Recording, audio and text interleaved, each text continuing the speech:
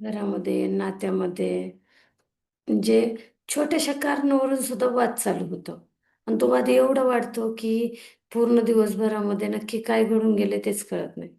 नात्यामध्ये गैरसमज निर्माण होतात, बोलणं बंद होतं, सतत सारखंच एकमेकांना टोचून बोललं जातं. म्हणजे विचार करतो, की समोरचा माणूस माझं ऐकतच नाहीये, त्याला माझी किंमतच उरलेली नाहीये.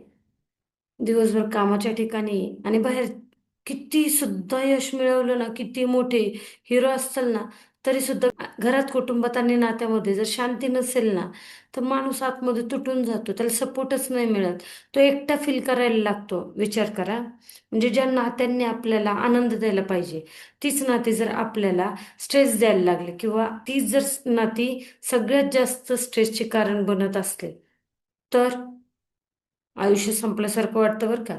आणि त्याचमुळे या रिलेशनशिप स्ट्रेसमधून आहे ना, त्याच्या पाठीमागचं म्हणजे कारण सुद्धा आणि नात्यामध्ये गोडवा आणण्याची सोपी पद्धत सुद्धा आज आपण शिकणार आहे. तर सायकोलॉजीनुसार कोणत्याही रिलेशनशिपमध्ये, नात्यामध्ये वाद होण्याचं 90% कारण आहे ना, कम्युनिकेशन गॅप असतो किंवा रिॲक्शन म्हणू शकता, हे एक असतं. आता ज्यावेळेस समोरची व्यक्ती रागत असते किंवा ती काहीतरी बोलते, त्यावेळेस आपला मेंदू डिफेन्स मोडमध्ये जातो, म्हणजे वाचण्याच्या मोडमध्ये. आणि आपण तिचं म्हणणं ऐकणं ना, हे समजून घेण्यासाठी ऐकतच नाही, तिला फक्त उत्तर देण्यासाठी ऐकतो. आता आपल्याला काय वाटतं, मी बरोबर ठरले पाहिजे, मी योग्य ठरले पाहिजे, राईट आणि रॉंग याच्यामध्ये कन्फ्युजन. पण लक्षात ठेवा, नात्यामध्ये मी जिंकलो की नातं जिंकलं हे ठरवावं लागतं. बरोबर ना? मी जिंकलो की नातं जिंकलं हे ठरवावं लागतं. ज्यावेळेस तुम्ही समोरच्याला बदलण्याचा अट्टहास धरता ना, तेव्हा ताण जास्तच वाढतो.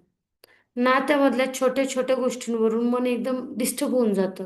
आणि जे तुमचं भावनिक संतुलन बिघडलंय, म्हणजे इमोशनल बॅलन्स बिघडले, हे कशावरून लक्षात येतं, तर तुमच्या घरातल्या नात्यांच्या डिस्टर्बन्समुळे. ओके. तर आता या आत्ताच्या नात्यांमधील ताणतणाव कमी करून मानसिक शांतता मिळवण्यासाठी साध्या सोप्या ट्रिक्स. एक म्हणजे 10-15 सेकंदाचा पॉज.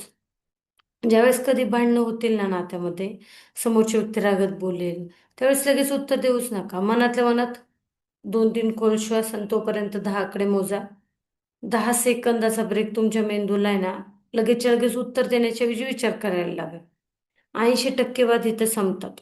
कारण तुम्हाला इथे बाकीच्यांबद्दल नाही, पण तुमच्याबद्दल आणि तुमच्या पार्टनरबद्दल, तुमच्या नातेवाईकांबद्दल, तुमच्या नात्यांबद्दल, जे घरचे जवळचे आहेत, त्यांच्याबद्दल माहिती असतं.